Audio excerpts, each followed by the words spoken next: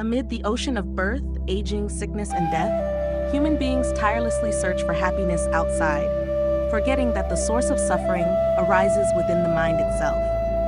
There was one man who dared to let go of everything, not to escape life, but to look directly into the true nature of suffering. From the moment of awakening beneath the Bodhi tree to the final breath of serene entry into Nirvana, this journey was not meant to create a belief system, but to answer a single, essential question: how can human suffering truly come to an end? The Buddha Shakyamuni, motivated by a great and lofty vow and boundless compassion, renounced all worldly happiness, power, and material comfort in order to seek the path of liberation. And with that same great mind and great vow, after attaining the Supreme Enlightenment of Anuttara Samyak Sambodhi, he devoted his entire life to the mission of teaching and liberating sentient beings. The Blessed One traveled throughout ancient India, from the far north at the foothills of the Himalayas to the far south along the banks of the Ganges River. Content. The Blessed One spent the first weeks contemplating the profound and wondrous Dharma that he had realized, and enjoying the bliss of the liberation attained through enlightenment. Verses 153 and 154 of the Dhammapada record one of the earliest utterances of the Buddha during this period. Open quote. Through countless births in samsara I wandered, seeking but not finding the builder of this house. Painful is repeated birth. O house builder, you are now seen. You shall build no house again. Your rafters are broken. Your ridgepole is shattered. My mind has attained the unconditioned. All craving has been extinguished. Translation by Venerable Thich Cho. Close quote. These verses are like a triumphant song, describing a glorious victory after a silent and arduous inner battle. The house builder symbolizes craving, ignorance, and defilements that lie hidden deep within every human being, now exposed and overcome. The Buddha also left the world a beautiful moral lesson. His profound gratitude toward the Bodhi tree, which sheltered him from sun and rain throughout his quest for enlightenment. The Blessed One stood at a distance and contemplated the great tree for an entire week. Later, at this site, King Ashoka erected a commemorative stupa called Animasalokana Setia, which still exists today. The Blessed One reflected upon the Dharma of liberation that he had realized. Profound, subtle, difficult to perceive, difficult to realize, peaceful, sublime, beyond logic, free from sensual desire, and selfless. While sentient beings were deeply immersed in craving, fixed views, self-attachment, and various forms of clinging. How could such beings easily accept this teaching? With the wisdom of an enlightened one, the Buddha observed the world and saw that there are beings with little dust in their eyes and beings with much dust in their eyes, beings of dull faculties and beings of keen faculties, beings of good disposition and beings of evil disposition, beings easy to teach and beings difficult to teach. Just as in a pond of blue lotuses, pink lotuses, or white lotuses, some are born in the water, grow in the water, and remain submerged, nourished by the water. Some are born in the water, grow in the water, rise above the surface, and are not wetted by the water. Majjhima Nikaya. Thus, the images of lotus stems rising above the water, those midway, and those deep beneath the surface inspired the Blessed One to understand the different capacities of beings. Some have low spiritual faculties, like lotuses at the bottom of the pond. Some have moderate faculties, like lotuses halfway up, and some have high faculties, capable of fully receiving the Dharma, like lotuses already above the water. Although living within different karmic conditions, every sentient being possesses the seed of enlightenment, just as the lotus, though growing in foul and muddy water, still radiates a pure and fragrant scent. With 3 earnest requests and the wholesome aspiration of Brahma to protect and uphold the Dharma, the Blessed One resolved to sound the drum of the Dharma and begin the fulfillment of his mission.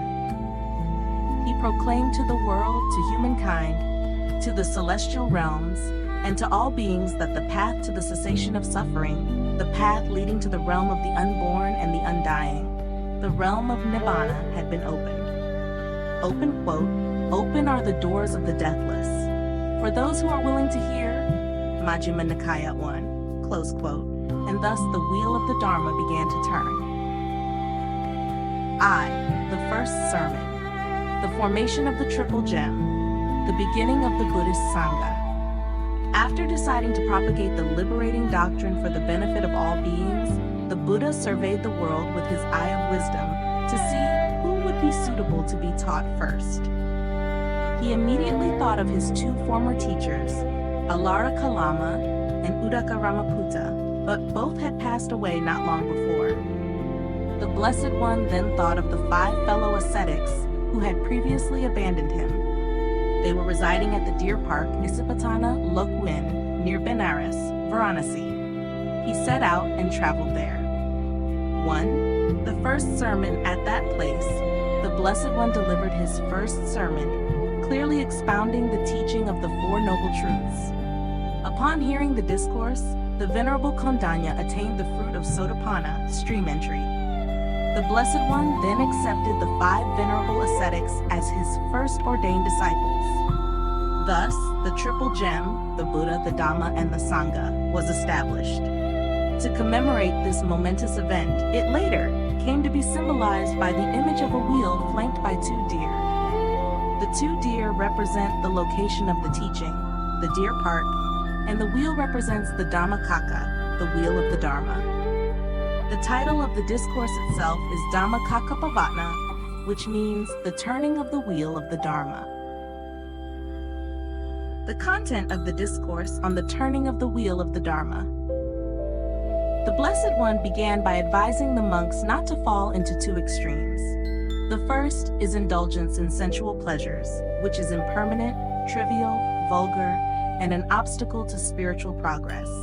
The second extreme is self-mortification and ascetic torment, which exhausts the mind and clouds wisdom. He exhorted them instead to follow the middle way, which leads to a pure life, wisdom, clarity, and ultimate liberation. This is the Noble Eightfold Path, consisting of 1. Right view, correct understanding. 2. Right intention, correct thinking. 3. Right speech, correct speech. 4. Right action, correct conduct. 5. Right livelihood, correct means of living. 6. Right effort, correct diligence. 7. Right mindfulness, correct awareness.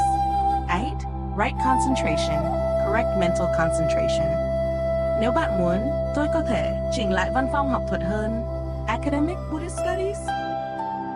And the 4 noble truths that the Buddha expounded thereafter are the truth of suffering, dukkha, the truth of the origin of suffering, samudaya, the truth of the cessation of suffering, nirodha, and the truth of the path leading to the cessation of suffering, magga. After listening to the Blessed One deliver the second discourse entitled Anattalakkhana Sutta, which expounds the doctrine of non-self, that there is no permanent self, teaching that the 5 aggregates are impermanent, and that whoever is freed from craving is freed from rebirth and attains liberation, the 5 venerables, Kodana, Kondanya, Bhadia, Bappa, Mahanam, and Asaji, successively attained arahantship. At that time, it was the month of Vesakha, between mid-April and mid-May in the solar calendar, the beginning of the rainy retreat season, and the Sangha of the Blessed One observed its first rains retreat at this place. 3. Conversion of Yasa. Near Benares, there lived the son of a wealthy merchant named Yasa. Disenchanted with the luxurious yet shallow and meaningless life of worldly pleasures, he came to seek the Buddha. After listening to the Dhamma, he requested ordination, and before long, he attained the fruit of arahantship. Yasa's father, while searching for his son, also came to the deer park, listened to the Dhamma, and requested refuge in the Triple Gem. He thus became the first lay disciple of the Buddha. At Yasa's home, his mother and wife also took refuge in the Triple Gem. Yasa's 4 close friends, Vimala, Subhahu, Punaji, and Gavampati, as well as more than 50 other companions from families in nearby regions, upon hearing that Yasa had gone forth, paid homage to their parents, took leave of their families, and followed the Buddha. After a period of practice, all of them attained the noble fruits. No. 4. The first missionary Sangha. At that time, the Blessed One had 60 disciples, all of whom were arahants. He then decided to send them forth in all directions to propagate the true Dhamma. Before they departed, he exhorted and encouraged them as follows. Open quote. Monks, the Tathagata is freed from all bonds, both worldly and transcendental, and so are you. Go forth, O monks, for the welfare of the many, for the happiness of the many, out of compassion for the world, for the benefit and happiness of gods and humans. Let no two of you go in the same direction. Go each one your own way and proclaim the Dhamma. Proclaim, O monks, the Dhamma that is perfect in the beginning, perfect in the middle, and perfect in the end, both in spirit and in letter. Proclaim the holy life, completely fulfilled and perfectly pure. The Tathagata himself will also go forth. I shall go toward Uruvela at Senanagama to spread the Dhamma, raise the banner of the wise, teach the sublime Dhamma, and bring benefit to others. Thus you will have fulfilled your mission. Mahavagga, Great Chapter 19:20. Close quote. The Buddha did not advise everyone to abandon household life to become homeless renunciants without possessions or worldly careers. A layperson can also live a noble and beautiful life in accordance with the Dhamma and attain the noble fruits. The parents and wife of Yasa were among the first lay practitioners to follow in the footsteps of the Buddha. All of them progressed fully in spiritual development and attained the fruit of Sotapanna. For the first time in world history, the Buddha and 60 of his disciples who had attained arahantship formed a Sangha of mendicant monks. This Sangha had no fixed residence, possessed no material property other than the saffron robe to cover the body and a begging bowl to sustain life through alms. In rain or sunshine, amid mist and wind, whether in villages or cities, forests or wilderness, the footprints of these men who preached the doctrine of liberation from suffering and the holy life could be found everywhere. They themselves set a shining example of a pure and liberated way of life. This was the great undertaking and the essential mission of the first Sangha, personally established and guided by the Blessed One. It can be said that this marked the beginning of the Buddhist Sangha as an organized religious community, the origin of the Buddhist Church. Vast and universal teaching. The mission of guidance and salvation, the path of teaching undertaken by the Blessed One, was extremely heavy and difficult. Yet with profound compassion, absolute equality, and an unparalleled heroic will, the Blessed One skillfully adapted his teachings to the capacities of each individual, employing various skillful means, like a great physician who prescribes medicine according to the illness. Thus, he fulfilled his sacred mission perfectly and established a completely new educational path in the history of humankind. One conversion of the three Kassapa brothers, fire-worshipping leaders.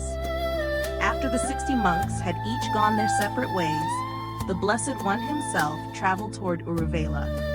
Along the way, in a small forest, the Buddha converted 30 young men who were enjoying themselves with their wives and a courtesan in the forest. Near Uruvela lived the three Kassapa brothers, Uruvela Kassapa, Nadi Kassapa, and Gaya Kassapa. They were men of great renown in Magadha, especially the eldest, Uruvela Kassapa, who worshipped the fire deity and believed himself to have already attained arahantship. When the Buddha stayed overnight, he was deliberately arranged to sleep in the fire shrine, where there dwelled a fierce and extremely venomous serpent king. The Buddha subdued this sacred serpent, far beyond the expectations of Uruvela Kassapa.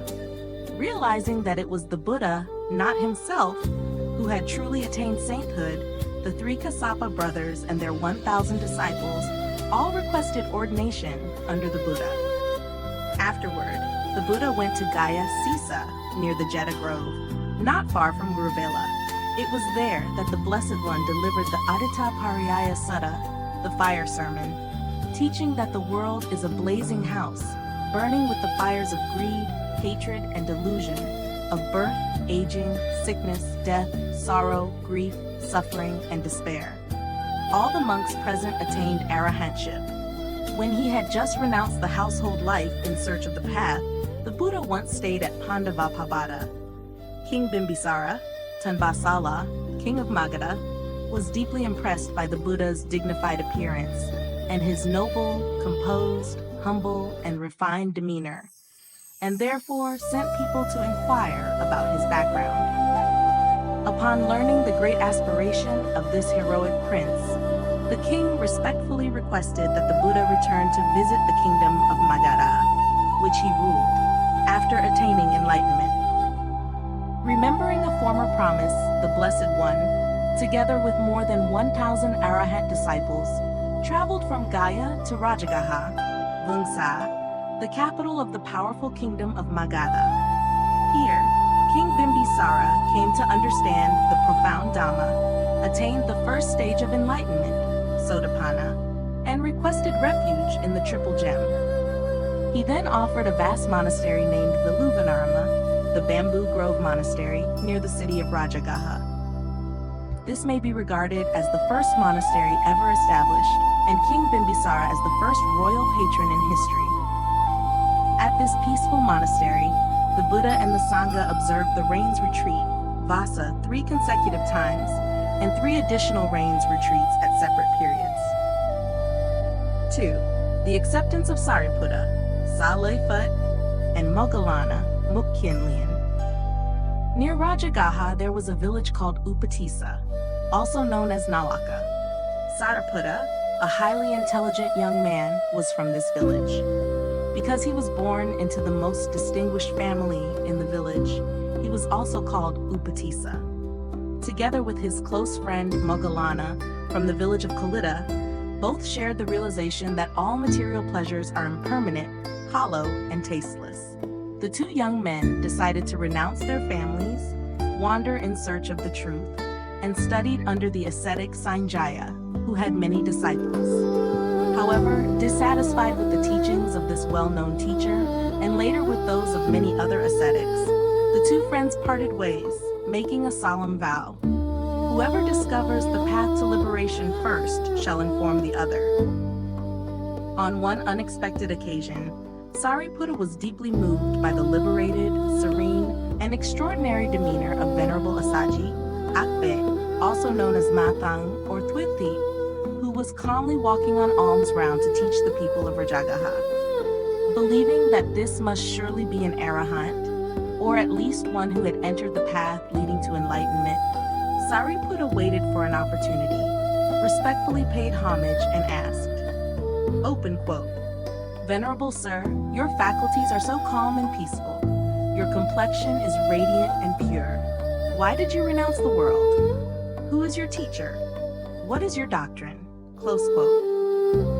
Moved by Sariputta's sincere, humble questions and earnest requests, Venerable Asaji recited a concise summary of the teaching he had learned from the Blessed One in the following verse. Open quote, "Of all things that arise from causes, the Tathagata has explained their causes, and also taught their cessation. This is the teaching of the great ascetic." Close quote. Being a person of sharp intellect, whose mind was already mature and ready to penetrate the profound truth, even when it was merely hinted at briefly, Sariputta attained the first stage of enlightenment, Sotapatti, stream entry, upon hearing just the first 2 lines. According to their prior agreement, Sariputta immediately informed his close friend. Moggallana also attained the first stage of enlightenment. At the earnest request of both, the Buddha accepted them into the Sangha at Veluvana Monastery with the simple words, open quote, "Etha Pikave, come monks," close quote. Half a month later, Sariputta attained arahantship upon hearing the Vedana Parigaha Sutta, which the Buddha preached to the ascetic Dighanaka, Trungchao. Venerable Moggallana, however, had attained that realization 1 week earlier. By virtue of great spiritual affinity, the Buddha convened the Sangha and proclaimed these two venerable monks as the chief disciples of the order. From that time onward, the two venerables often acted on behalf of the Blessed One in guiding and instructing the Sangha. This moment marked a major stage in the strong development of the Buddhist Sangha under the leadership of the Blessed One. Third, the Buddha and his relatives. 1. King Suddhodana, King Tinkpan. Upon hearing that his beloved and wise son had attained enlightenment and was widely teaching the Dhamma at Rajagaha, King Suddhodana eagerly longed to meet him. He therefore hastily sent many envoys to invite the Buddha to return to Kapilavatthu. However, 9 times the envoys were sent, and 9 times they all requested ordination under the Buddha. The 10th envoy was Kaludai, Cha Ludadi, a close childhood friend of the Buddha when he was still a prince. Upon arriving and hearing the Dhamma, Kaludai also requested ordination and attained noble realization like the previous envoys, but he successfully conveyed to the Buddha the heartfelt request of the aged king wishing to see his son. After 2 months, the Blessed One and the great assembly arrived at Kapilavatthu. Before the majestic spiritual presence of the Buddha, King Suddhodana bowed down in reverence for the 3rd time. After hearing the Buddha's first discourse, the king attained the first fruit, Sotapanna, and upon listening to the next discourse, he attained the second fruit, Sakadami. For the 3rd time, upon hearing the discourse known as the Dhammapalajaka, the story of the previous life of the upholder of the Dhamma, Nafor 47, the king attained the Anagami, non-returner stage. Through this discourse, the foster mother Pajapati Gautami also attained the first fruit. Later, while lying ill on his sickbed, King Suddhodana was again visited by the Buddha, who preached the Dhamma to him. After enjoying the bliss of the Dhamma for 7 days, having attained arahantship, the king peacefully passed away. That year, the Buddha was 40 years old and was observing his 5th rains retreat. It was also during this 5th retreat that the Bhikkhuni Sangha was established. In the 7th rains retreat, the Buddha ascended to the 2-seater heaven, Tavatimsa, to teach the Dhamma to the Devas and to Queen Maya. 2. Yasodhara, Dadudala. After the prince renounced his royal life, Princess Yasodhara likewise gave up all her jewelry, wore the simple yellow robes of renunciants, and for nearly 6 long years faithfully and devotedly raised their only son, Rahula, until he grew into maturity. Hearing King Suddhodana praise the virtues of his daughter-in-law, the Blessed One delivered the Kandakanara Jaka discourse and added, open quote, not only in this final life, but throughout many past lives, the princess has protected, revered, and remained faithful to the Tathagata. Close quote. After the passing of King Suddhodana, the foster mother Pajapati Gautami went forth and became a bhikkhuni. The princess was also ordained and subsequently attained arahantship. Among the bhikkhunis, she was foremost in psychic powers. She entered Nirvana at the age of 78. The Apadana scriptures preserve verses that were expounded by her. 3. Rahula, Lahola. Rahula was born on the very day the prince resolved to renounce worldly life. He grew up without his father, raised by his grandfather and mother. At the age of 7, coinciding with the 7th day of the Buddha's stay in his homeland, Rahula constantly clung to the Buddha's feet, playfully demanding his inheritance, as instructed by his mother. The Buddha then decided to bestow upon the boy the 7 noble treasures. 1. By accepting him into the Sangha and entrusting his training to Venerable Sariputta. It is difficult to imagine that a 7-year-old boy could live the noble life of a supreme renunciant. Yet the novice monk Rahula was not only exceptionally intelligent, but also obedient, diligent, and devoted to his practice. The scriptures record that every morning, the young novice would wake up very early, take a handful of sand, toss it into the air, and make the aspiration. May I learn as much today as the number of grains of sand here. One of the most renowned discourses that the Buddha personally taught to Rahula is the Ambalatika Rahulovada Sutta, the discourse on advice to Rahula at Ambalatika, which emphasizes the importance of truthfulness and the method of self-reflection in order to eradicate all unwholesome thoughts, speech, and actions. At the age of 18, on one occasion, while accompanying the Buddha on alms round, the dignified bearing and noble demeanor of the two monks appeared like a majestic royal elephant walking alongside its gentle young calf, like a king's swan leading its offspring across the waters of a royal lake, like a mighty tiger striding with its powerful cub. Both possessed extraordinarily handsome physiques, and both belonged to a royal lineage that had renounced the throne and stepped forth into homelessness. While gazing upon the Blessed One, Rahula gave rise to a thought concerning the beauty of his own body and that of the Buddha. Knowing this thought, the Blessed One uttered the timeless verse, Neta Mama, this is not mine. Nesoham Asmi, this is not I. Namiso Ata, this is not myself. As found in the Anatalakkhana Sutta, Discourse 2. After hearing the Kua Rahulavad Sutta, Rahula attained arahantship. He passed away before both the Buddha and Venerable Sariputta.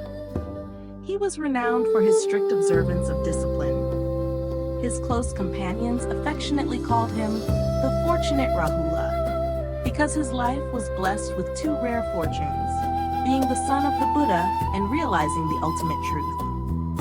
As recorded in the Theraga, verses of the elders, Rahula himself referred to these blessings. 3.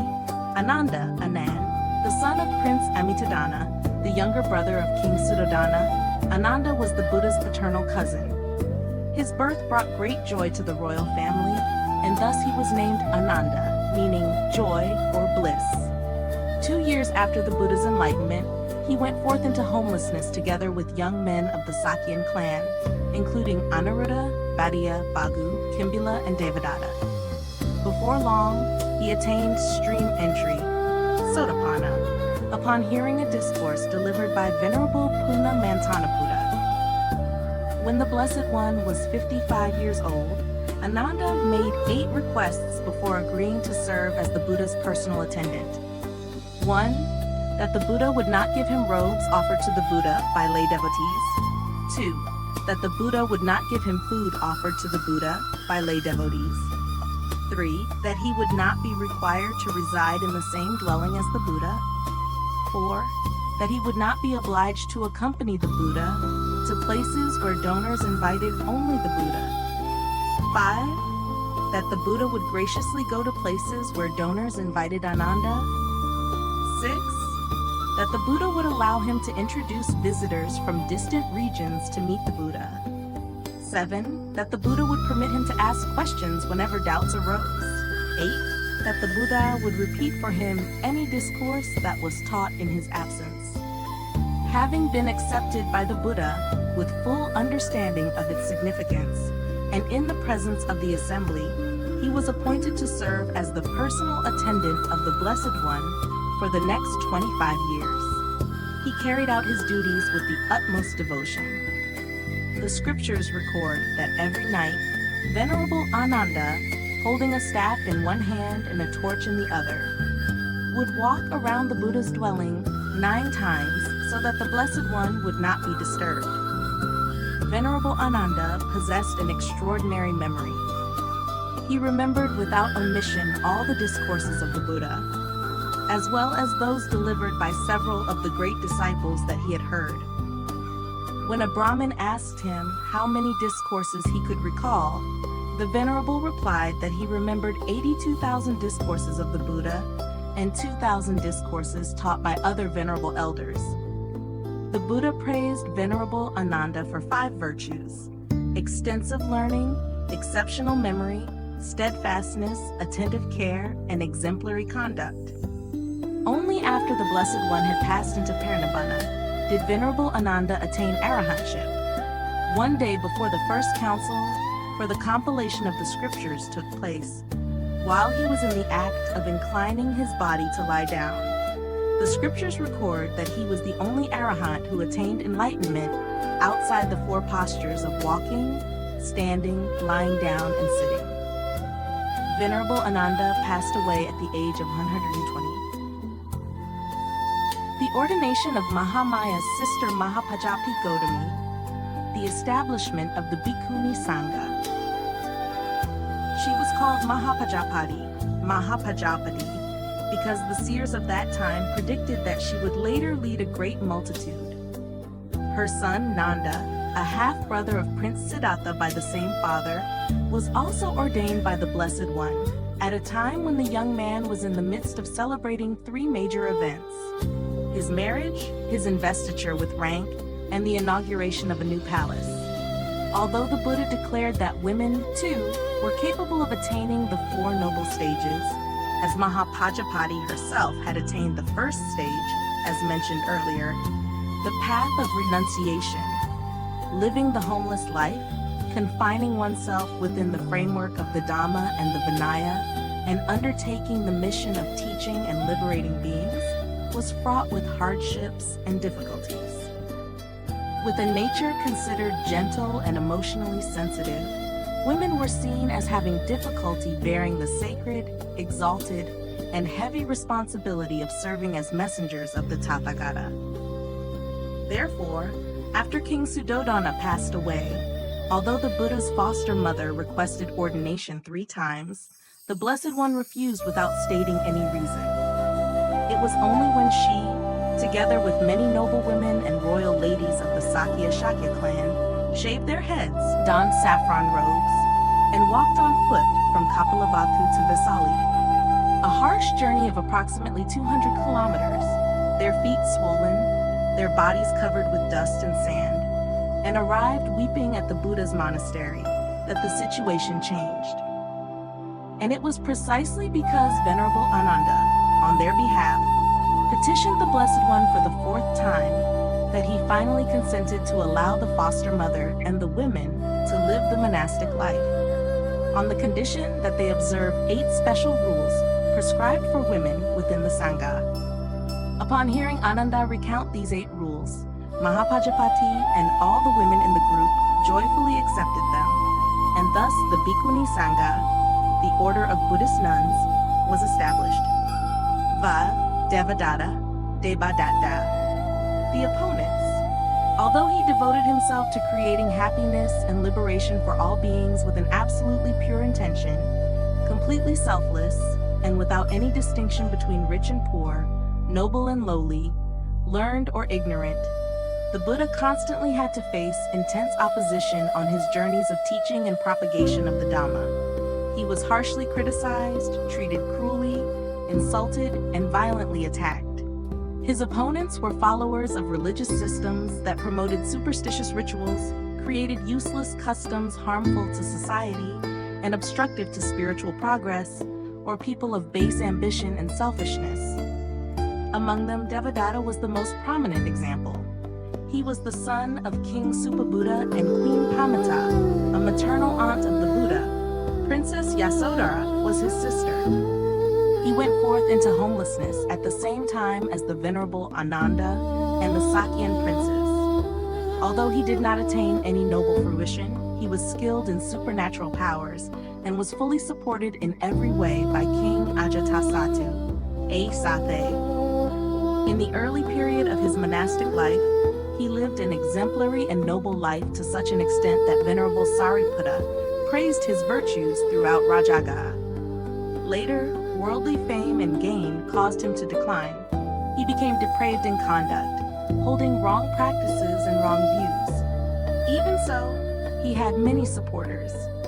When the Buddha was advanced in years, Devadatta asked him to hand over leadership of the Sangha, but the Buddha refused. He then sought to incite Prince Ajatasattu to kill his father, King Bimbisara, to seize full power, and together they plotted to harm the Buddha. Afterward, hired archers sent to kill the Buddha were all converted and became his disciples. Devadatta then took matters into his own hands by pushing a large rock from the slope of Mount Gichakruta, Vulture Peak, down toward the Buddha as he was walking below. Fortunately, the rock struck another rock, shattered into many pieces, and only a fragment caused the Buddha's foot to bleed slightly. The physician Jivaka, the great surgeon of Rajagaha, arrived immediately afterward.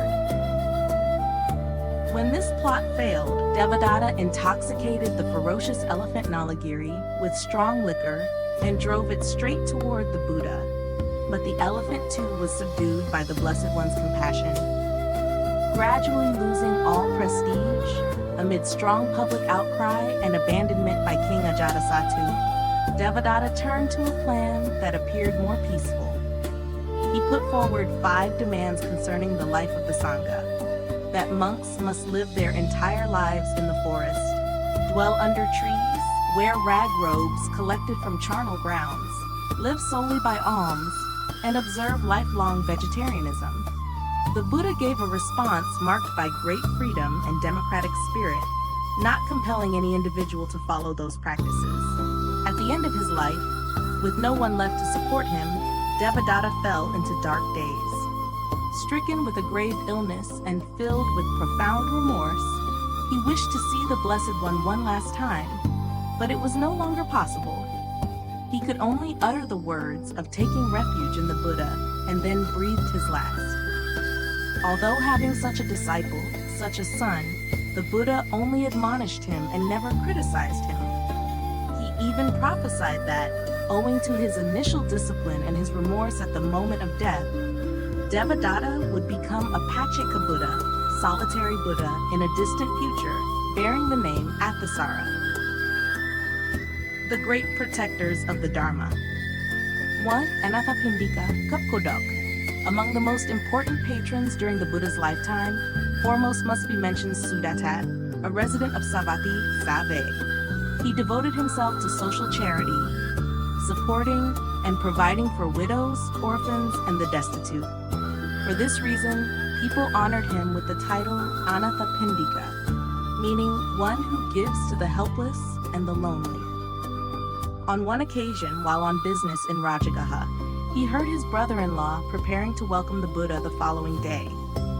The very word Buddha, the awakened one, stirred something profound within him. Having long heard the name, and now about to see the person, he could not wait until morning. As if compelled by an inner force, he crossed the forest in the middle of the night to Sitavana, where he met the Buddha and was deeply transformed from that moment onward. Responding to a half-joking challenge from Prince Jeddah, he covered the ground of Jeddah's garden entirely with gold coins.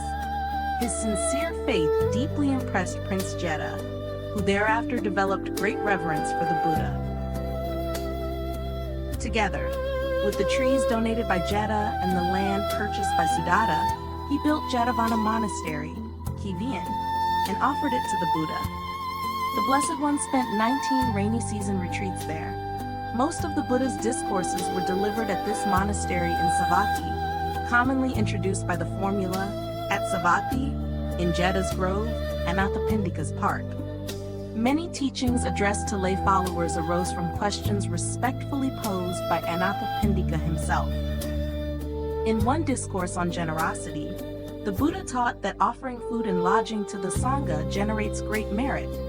However, taking refuge in the Triple Gem yields greater merit, and higher still is the observance of the 5 precepts. Greater than morality is meditative cultivation and the practice of loving kindness. Yet the supreme merit lies in the development of wisdom, realizing suchness, and seeing the true nature of phenomena, vipassana, insight meditation. Anguttara Nikaya 4. From this very household, the Buddha also expounded the discourse classifying 7 types of wives, a refined and practical teaching on marital harmony, an enduring psychological and educational lesson for society, both present and future. 2. Visakha. The foremost female patron to be mentioned is Lady Visakha, daughter of the wealthy merchant Dhananjaya and Samana Devi. Her grandfather was also a millionaire named Mendaka. She built and donated Pabasarama Monastery, also in Savatthi, where 6 rainy season retreats were observed. Endowed with 5 exceptional blessings, beautiful hair, radiant skin, strong bones, graceful physique, and excellent health. She was also perfect in conduct, demeanor, speech, and virtue, excelling in both worldly affairs and moral spiritual matters. Visakha played a significant role in many aspects of the Sangha's life. On one occasion, the Buddha entrusted her with reconciling disputes among the bhikkhunis. At times, she respectfully requested the Buddha to establish certain disciplinary rules for monks and nuns. Her father-in-law, Migara, was initially a devoted follower of Nigantha Nadaputa, Ni Kyentu Natdetu, the founder of Jainism, the naked ascetics. Through her wisdom and skill, she guided her husband's entire family to take refuge in the Triple Gem, and many attained noble realizations. She passed away at the venerable age of 120 years. 3. King Pasenadi, Batunak. As previously mentioned, King Bimbisara and his successor King Ajatasattu, after abandoning evil and returning to righteousness, became great protectors of the Dharma, especially supporting the first council of the Tripitaka. Another eminent royal patron was King Pasenadi, ruler of Kosala, with Savatthi as his capital. The monastery Rajakarama was built and offered by the king to the Buddha and the Sangha. Queen Malika, his consort, skillfully guided her husband along the path of virtue and encouraged him to take refuge in the Triple Gem.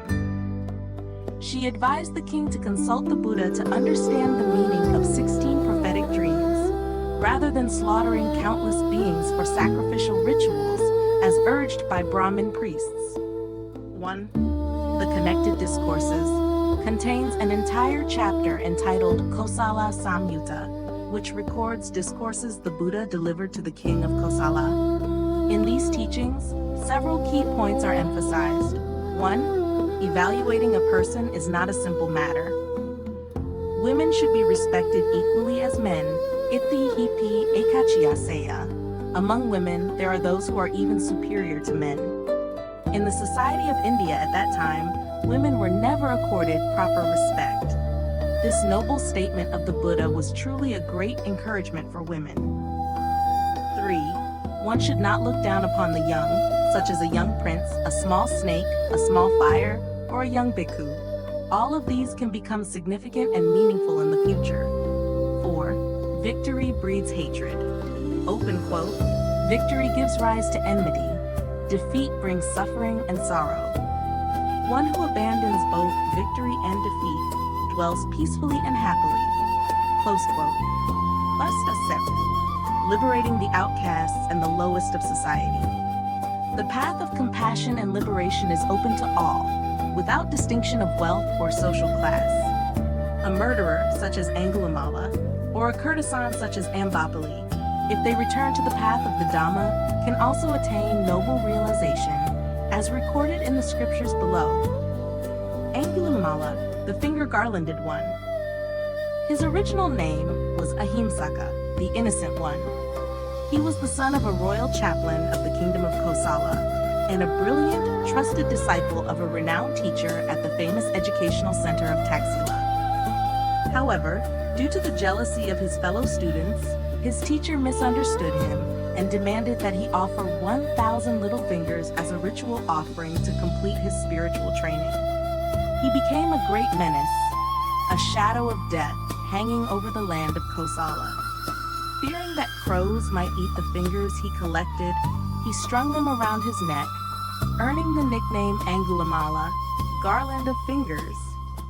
The Buddha was to be the 1,000th person Angulimala intended to kill in order to complete the garland demanded by his teacher. In a terrifying moment of awakening, Angulimala heard the person he was desperately chasing, yet could not reach, say, open quote, Angulimala, you must stop. As for the Tathagata, I have long since stopped. Close quote. At that moment, he threw away his murderous knife and was ordained due to this karmic encounter. Because of the grave crimes he had committed, he became a bhikkhu who was constantly insulted, beaten, and stoned wherever he went.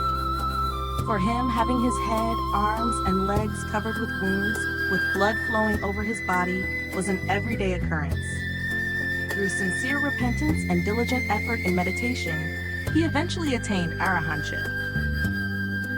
Ambapali, Padumavati, lotus-colored one, the case of the famous and beautiful courtesan Ambapali of the city of Vesali, is another exemplary illustration of the Buddha's non-discriminatory compassion.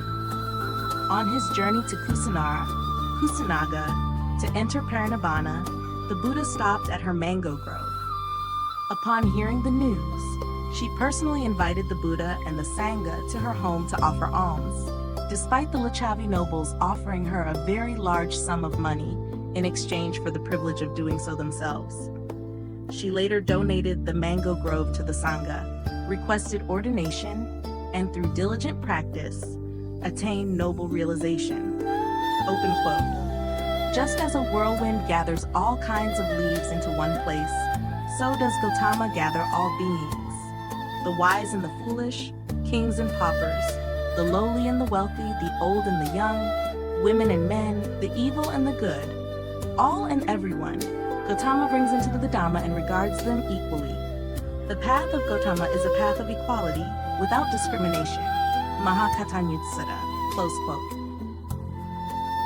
Truly, there are no words sufficient to praise the boundless compassion and the profound equality embodied in the liberating mission of the Blessed One, our great teacher.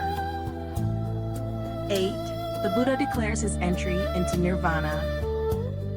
The Buddha was an extraordinary person. However, as long as he still bore the body of the 5 aggregates, he was subject to the law of impermanence and decay. At the age of 80, seeing that he was advanced in years and weakened in strength, and that his mission of teaching and guiding beings had been fully accomplished, the Blessed One decided to enter Nirvana in a remote and secluded village called Kusinara, approximately 180 miles, about 300 kilometers, north of present-day Patna, the capital of Bihar state, rather than in major cities such as Savatthi or Rajagaha. During the final period of his stay in Magadha, the Buddha taught the chief minister of Ajatasattu 7 conditions for the prosperity and decline of a nation, when the minister consulted the Blessed One regarding the conquest of the Vaji Republic. On that occasion, the Buddha also expounded the 7 factors of prosperity and decline of the Sangha. Leaving Rajagaha, the Buddha traveled to Ambalathik, then to Nalanda, and onward to Pataligama. Because the Buddha visited this place, the people named its city gate Gautama. From there, the Buddha crossed the Ganges River and headed toward Kotigama, then to the village of Nadika, and afterward went to Vesali, where he made his final declaration concerning Nirvana. Every place the Buddha passed through bore the imprint of his compassionate guidance and salvation of beings. During that year, the Buddha declared before the great assembly of monks, open quote, Ananda, what more does the Sangha of disciples expect from the Tathagata? The Tathagata has taught the Dhamma without making any distinction between esoteric teachings and exoteric teachings. Regarding the truth, the Tathagata has never kept a clenched fist like a teacher who withholds knowledge, close quote. He further taught that one should not think there must be someone to lead the Sangha, nor that the Sangha must depend upon any individual. Rather, each person must be a Sangha unto himself, a living embodiment of the true Dhamma. The Buddha continued, open quote, the Tathagata is now old and approaching the end of his life. The Tathagata is 80 years old, like an old cart held together by straps to prevent its parts from falling apart. Close quote. He then called upon the monks to make diligent effort, to maintain mindfulness and alertness, to abandon worldly craving, and to contemplate the 4 foundations of mindfulness too. He further said, open quote, you must regard yourselves as your own island, your own refuge, without relying on anything external. Regard the Dhamma as your island, the Dhamma as your refuge, without relying on anything external. Close quote. He especially emphasized the importance of individual effort. Despite his advanced age and frail health, the Buddha continued to seize every opportunity to admonish and instruct the monks through various means.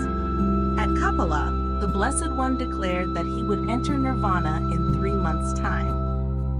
Previously, the Blessed One had created an opportunity for Ananda to request that he remain in the world longer. However, Ananda inadvertently failed to do so. When he later heard the Buddha's declaration, he earnestly implored him, but the request was refused. Before departing with Ananda from Mahavana, the Buddha expounded to the assembly on the impermanent nature of life when he saw them overwhelmed with sorrow. After summoning the Sangha around the city of Vesali, the Buddha spoke his final words, cast one last gaze upon the city, and then departed for Kusinara.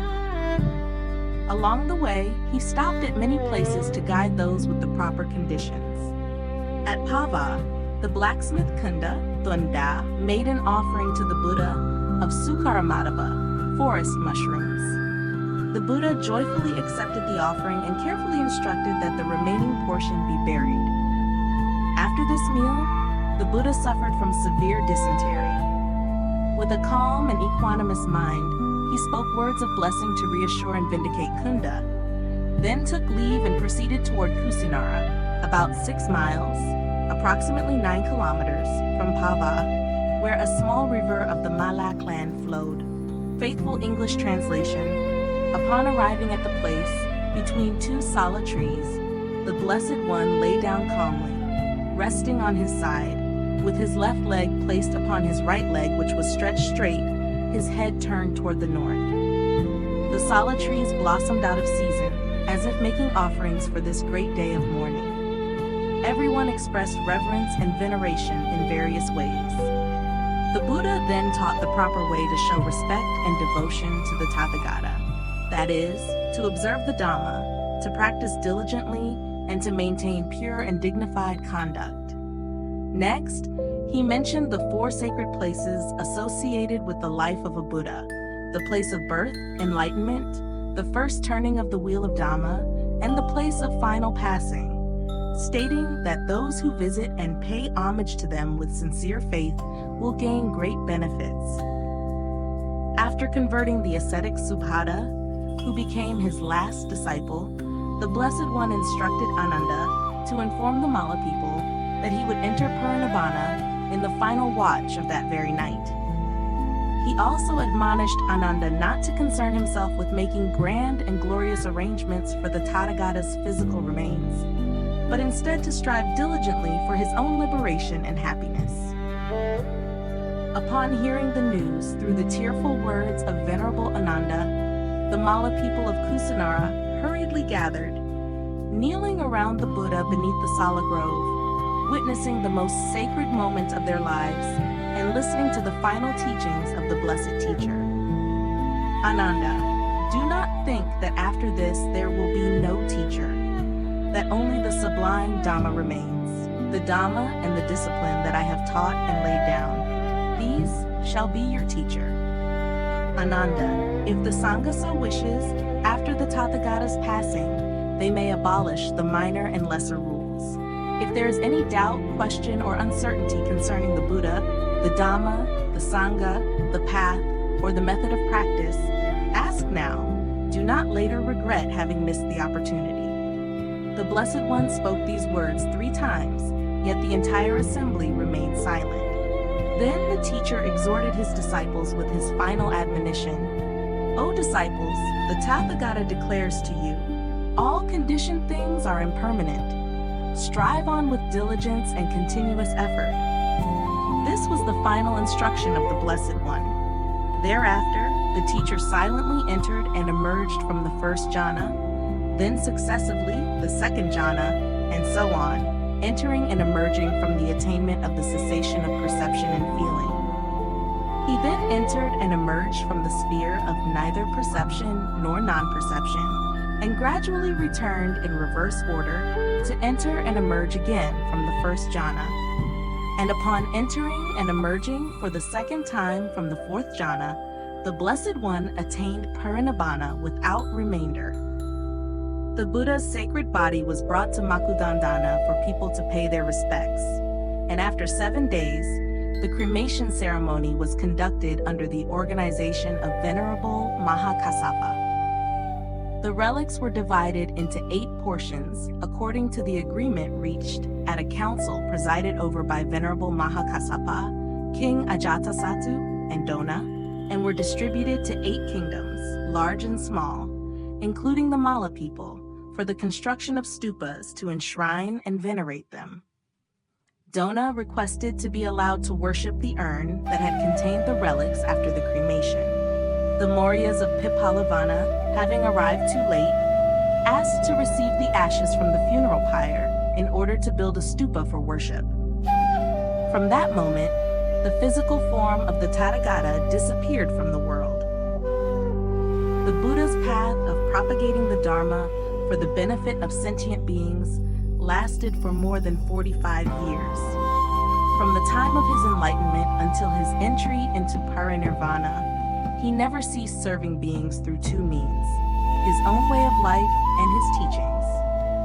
Along this entire journey, sometimes traveling alone, often accompanied by the Sangha, from villages, forests, and mountains to valleys and high hills, from impoverished rural communities to bustling cities, he was present everywhere, guiding all beings back to the true Dharma, the Dharma of compassion, freedom, democracy, equality, and liberation.